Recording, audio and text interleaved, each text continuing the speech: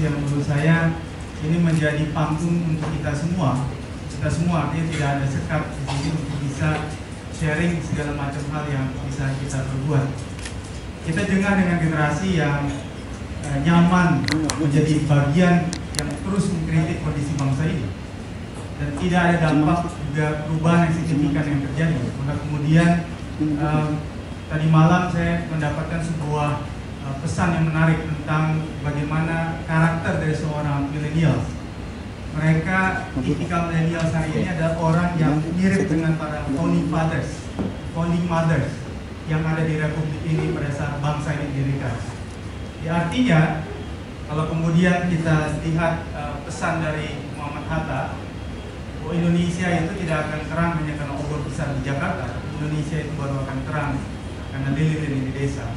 Hatta ketika menyusun teks proklamasi sudah sadar bahwa Republik ini memang perlu untuk dibangun dan disatukan sejak awal. Ada mosi integral, kata Natsir, yang perlu dibangun sejak bangsa ini dirancang pada saat itu. Teman-teman sekalian, kalau kemudian kita lihat potensi desa yang ada di bangsa ini sangat besar. Kenapa Cina kemudian bisa tumbuh menjadi negara yang punya geoekonomi dan geopolitik yang menakjubkan sekarang? Karena dia kemudian dikenal sebagai negara tirai bambu yang mengisolasi diri dalam waktu yang cukup panjang, berabad-abad, dan kemudian melakukan konsolidasi demokrasi, ekonomi, dan lain sebagainya. Sampai pada satu titik kemudian dia tumbuh menjadi negara yang kuat. Dia bangun dari desa dan dia bangun kota-kota masa depan. Nah, kalau kemudian Indonesia bisa melakukan itu, saya pikir ini merupakan bentuk replikasi dari kebangkitan Asia sentrisme, dari yang selama ini kemudian kita sering dinabobokan dengan perkembangan teori dan lain sebagainya dari Eurocentrisme. Dan saya pikir kalau kemudian dengan jumlah kurang lebih 75.000 sekian desa yang di bangsa ini, dengan hanya memiliki kurang lebih 1022 badan usaha milik desa, yang kalau kemudian dominasinya dipegang oleh Jawa Timur, Jawa Tengah, dan Sumatera Utara, ada beberapa desa yang kemudian dalam waktu 1 tahun dia bisa dapat omset di atas 1 miliar bahkan 7 miliar. Maka bayangkan andai kata 75.000 desa itu punya omset 1 miliar ya, satu desa itu, maka dalam setahun kita bisa punya kira-kira 75 triliun rupiah yang kita dapatkan. Dan itu bisa memompa APBN kita dari total 1.800 triliun. Dan 75 triliun itu bukan angka kecil, teman-teman sekalian. Angka yang bisa membuat postur APBN kita menjadi sehat. Dan kalau kemudian kita lihat Korea Selatan, Jepang, dan lain sebagainya yang kemudian membangun desanya dengan kreativitas produk, ya, ada identitas yang mereka bangun, maka tidak mungkin Indonesia yang kaya ini tidak memiliki kesempatan yang sama. Alam menurut saya merupakan natur anugerah yang diberikan yang harusnya mampu dikelola oleh bangsa ini.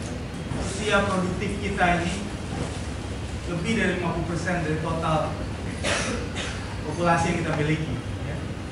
Jadi kalau teman-teman ingat, bangsa ini dibangun oleh 70 juta warga negara Indonesia pada saat itu. Soekarno itu orang yang sangat optimis. Dia bilang walaupun kita itu hampir 98% buta huruf, ya. Kalau di Saudi Arabia dan Uni Soviet pada saat itu 86% buta huruf, tapi Soekarno tidak menjual pesimisme pada saat itu. Sehingga saya pikir dengan kemudian kita diberikan kesempatan ke depan, ya, 10, 15, bahkan 20 tahun ke depan, nah, usia produktif ini, seharusnya kita bisa memanfaatkan apa yang dirasakan oleh negara-negara barat ketika usia produktif mereka itu dirasakan menjadi masa kemasan mereka. Nah, inilah yang kemudian harus kita panen. Dan milenials itu bukan kelompok muda yang hanya kumpul di kota. Dia juga tersebar di desa-desa. Artinya tipologinya juga bermacam-macam. Dan itulah yang kemudian negara leader harus bisa menangkap kira-kira model apa yang akan bisa kita kelola dari potensi itu. Ya.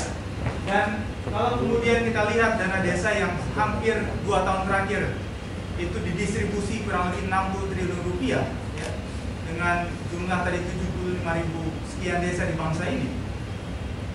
Orientasi dana desa yang kemudian didistribusi dari pusat hingga ke kantong-kantong kabupaten kota dan desa itu itu masih menggunakan kacamata infrastruktur. Ya. Hampir sebagian musyawarah di desa itu pasti anggaran habis untuk pembangunan jalan dan lain sebagainya, fokus pada kerja-kerja di PU, ya, kerjaan umum yang mereka anggap itu menjadi kegiatan yang padat karya. Tapi kalau kemudian anggaran yang satu desa sekarang ada yang dapat 500 juta, 18 juta, bahkan 2019 akan dapat 1,5 miliar. Kalau tidak dikelola oleh sumber daya manusia, oleh kepala desa yang bisa memiliki kompetensi untuk bisa membangun kreativitas ekonomi lokal, maka saya pikir 1 miliar tidak ada artinya dibandingkan dengan kemudian orang yang diberikan dana sedikit tapi punya kompetensi, punya inovasi dan kreativitas, maka dia bisa membangun itu. Dan tidak semua desa, yang menarik adalah yang memiliki kekayaan alam. Ada desa-desa yang kering menurut saya, dan di sanalah kemudian dia ditagih kreativitasnya untuk bisa bagaimana mengelola dana desa yang besar itu. Nah, inilah kemudian yang menjadi tantangan. Maka suprastruktur itu pilihan. Walaupun putusan Mahkamah Konstitusi mengatakan bahwa kepala desa itu sudah bisa dipilih bukan dari warga setempat. Walaupun saya sempat di sosial media itu ramai, ada perdebatan yang cukup sengit. Karena tidak akan mungkin pemilihan kepala desa itu selalu dimainkan oleh para bandar. Biasanya dia memilih orang yang peluang menangnya kecil justru. Nah, dari sanalah kemudian dia bisa memainkan anggaran selama 6 tahun. Periode satu pimpinan itu durasinya kurang lebih 6 tahun satu kepala desa. Dan kira-kira dia bisa 3 kali maju sebagai kepala desa. Dan biasanya kepala desa yang menang di satu desa itu kunci yang paling dasar adalah kalau dia punya keluarga yang paling banyak di desa itu. Jadi rata-rata kepala desa yang menang itu adalah yang dia punya banyak keluarga di daerah tempatnya. Tetapi bayangan saya dari putusan Mahkamah Konstitusi itu memberikan ruang kepada seluruh warga negara untuk bisa punya kesempatan membangun bangsa ini. Jadi kita bisa membangun, tak perlu lihat latar belakang.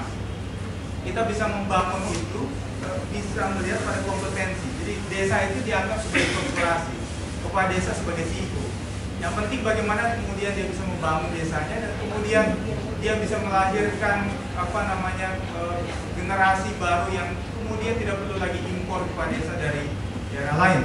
Dan dia bisa membangun kemandirian dari desa itu. Maka pilihan sumber daya manusia penting menurut saya. Karena bayangkan hampir sebagian besar kepala desa itu hanya tamat sekolah dasar. Dan saya baru temukan ada kepala desa yang bergelar master atau S2 itu di daerah Jawa Tengah, dan itu pun hanya hitungan jari. Dan itu termasuk bagian dari kepala desa yang terbaik menurut pilihan dari orang Tempo berdasarkan. Ini model yang kemudian kami kembangkan di Putra Daerah Membangun dan Rumah Pimpinan, neo-transmigrasi. Kita lelah ketika mendengar narasi yang dibangun oleh negara tentang transmigrasi, menyiapkan lahan di daerah agar kemudian orang mau pulang kampung. Padahal tidak semudah itu. Membangun daerah itu tidak cukup dengan sawah. Orang butuh hiburan, ya. Orang butuh kreativitas, tempat kongko, anak-anak muda dan lain sebagainya. Nah, cara menghubungkan mereka itu menurut neo-transmigrasi yang kemudian kami bangun narasi ini adalah pulang kampung itu bukan karena paksaan, itu karena panggilan. Jadi kalau misalnya kita akan menghadapi bulan Ramadan sebentar lagi, misalnya sering kalimat pulang kampung itu pasti bergema di setiap keluarga. Semua pasti sekarang sudah pada nyiapkan tiket, ya, agar kemudian bisa dapat harga yang murah, ya. Sudah dipesan dari jauh-jauh hari. Pulang kampung itu hanya melahirkan perubahan musiman yang kira-kira waktunya sangat pendek. Tetapi kalau kemudian kita tambah dengan satu kata menjadi pulang dan bangun kampung, maka dia punya metafor yang berbeda, dia punya terminologi dan tafsir yang berbeda. Ada perubahan yang berkelanjutan, ada perubahan yang sustain di sana, ada perubahan yang kemudian bisa menciptakan orang-orang yang tidak bisa bekerja selama ini kemudian bisa bekerja. Orang-orang yang selama ini tidak bisa merasakan apa itu internet, dia bisa mengenal internet. Orang-orang yang selama ini tidak bisa punya pendidikan, dia bisa merasakan pendidikan. Itulah yang saya sebut sebagai neo-transmigrasi, pulang dan bangun kampung. Putra daerah menurut tafsir kita bukan hanya orang yang lahir di tempat itu, tetapi dia dikenang itu karena ada karya yang dia tinggalkan. Itulah putra daerah. Jadi kadang kita ini terjebak pada sebuah tafsir putra daerah itu orang yang hanya lahir di sana. Itu menurut saya hanya mengkerdilkan, menciptakan sebuah pemikiran yang cukup banal, dangkal tentang putra daerah itu sendiri. Maka kalau kemudian putra daerah tidak ikut membangun daerahnya, itu akan jadi masalah. Di putra daerah membangun, saya temukan ada yang dia lahir di Surabaya, tetapi kemudian selama lebih dari 10 tahun dia membangun Maluku.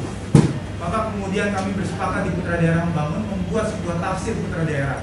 Ternyata putra daerah itu bukan orang yang lahir dan tinggal di sana, tetapi ada orang yang tidak lahir di sana, ya, tapi kemudian dia tinggal di Maluku tadi, dan dia kemudian melakukan perubahan lebih dari 10 tahun.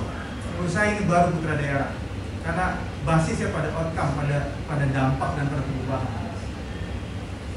Ya, pimpinan meritokrasi. Teman-teman sekalian, 2000 awal kita menemukan fenomena baru.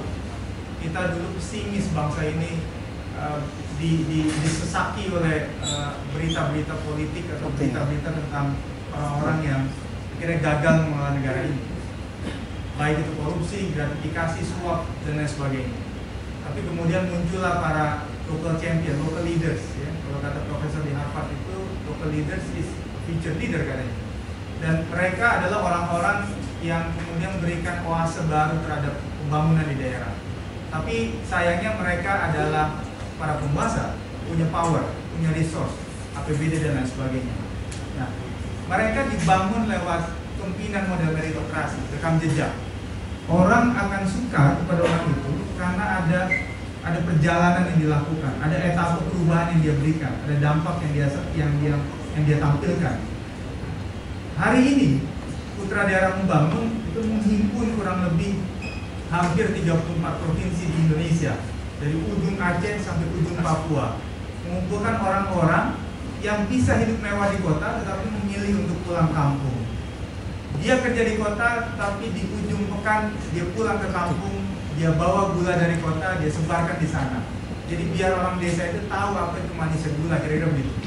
Nah, dari sana kemudian saya melihat kepemimpinan meritokrasi yang di luar dari aspek power kekuasaan tadi itu muncul di generasi-generasi kita sekarang, usia 20-30 tahun, dan mereka menampilkan sebuah perubahan yang itu kelihatannya hanya mampu dilakukan oleh seorang penguasa. Tetapi orang-orang yang kemudian berangkat dari kehidupan sederhana, dari jangan-jangan orang yang belum menikah, bahkan belum mendapatkan pekerjaan, tapi hanya modal idealisme yang ingin dilarutkan, dia kemudian menampilkan sebuah perubahan yang kemudian membuat kita menjadi berdecak kagum, ya, dan kemudian kita dorong dan tertarik sebagai magnet untuk bisa melakukan perubahan yang sama, yang saya sebut sebagai meritokrasi yang dilakukan oleh generasi-generasi kita, milenial dan post milenial. Dan menurut saya inilah yang menjadi masa depan wajah dan potret bangsa ini. Kalau kemudian tidak perlu kita melihat pada persoalan power, karena itu persoalan posisi, dan pada persoalan apakah Anda kemudian ada calling, ada panggilan untuk melakukan itu. Ini yang kemudian kami lakukan di Putra Daerah Membangun. Ada kurang lebih 800.000 orang penerima manfaat dari seluruh yang dilakukan, termasuk Mbak Heni, Mas Sugeng, dan kawan-kawan lain yang tersebar di berbagai daerah. Sebagian besar memang gumuk di Jawa, terutama Jawa Barat. Dan mereka-mereka ini profesinya macam-macam. Dan mereka-mereka ini orang-orang yang sudah terkoneksi dengan global.